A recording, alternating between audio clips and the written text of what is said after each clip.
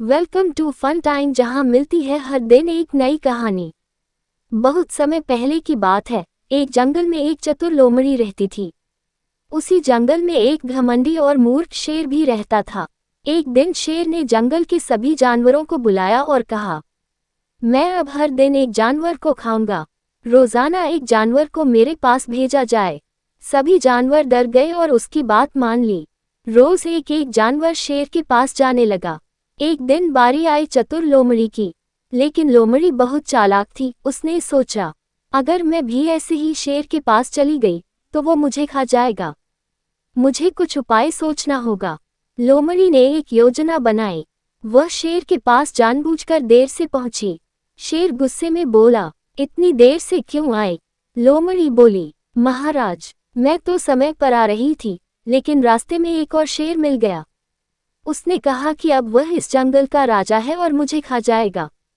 ये सुनते ही शेर गुस्से से लाल हो गया और बोला, कहाँ है वो दुस्साहसी शेर? मुझे दिखाओ। लोमड़ी शेर को एक गहरे कुएं के पास ले गई और बोली, महाराज, वह शेर इसी कुएं में छिपा है।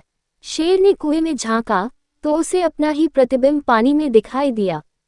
उसने सोचा कि यही वो दूसरा शेर है और गुस्से में आकर उसने कुएं में छलांग लगा दी। शेर डूब गया और जंगल के सारे जानवर खुश हो गए। सीख, बुद्धि और समझदारी से हम किसी भी बड़ी समस्या का हल निकाल सकते हैं। चलिए आप सुनते हैं अगला किस्सा। एक बार की बात है, एक जंगल में दो दोस्त बिल्लू खरगोश और चीकू कछुआ रहते थे। दोनों हर दिन साथ खेलते, खाते और घूमते थे।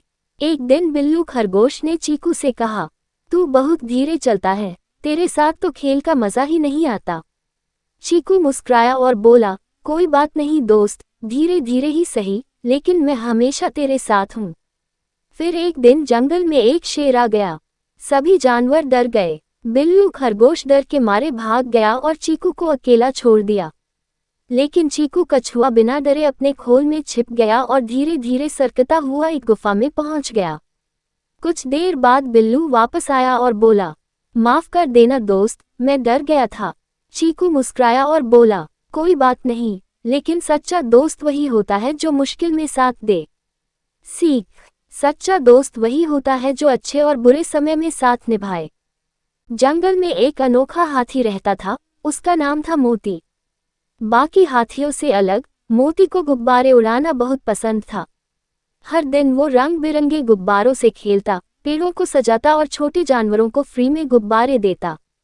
सभी जानवर उसे बहुत पसंद करते थे, लेकिन कुछ बड़े जानवर उसका मजाक उड़ाते थे। शेर बोला, हाथी हो या खिलौना, गुब्बारों से क्या होगा? मोती चुप रहा। लेकिन एक दिन जंगल में मेला लगा। सभी जानवर आए, लेकिन बच्चों को सबसे ज्यादा मजा मोती के गुब्बारों के स्टॉल पर आया। मोती ने बच्चों को हंसाया, उन्हें उड़ते गुब्बारों में बिठाया और झूले लगाए। सब कहने लगे, मोती सबसे खास है।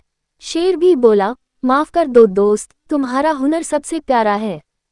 सीख, हर कोई खास होता है, जरूरी नहीं कि वो सबकी तरह हो। अपने शौक और टैलेंट को कभी छोटा मत समझो। अगर आपको ये कहानी पसंद आई हो तो लाइक, शेयर और सब्सक्राइब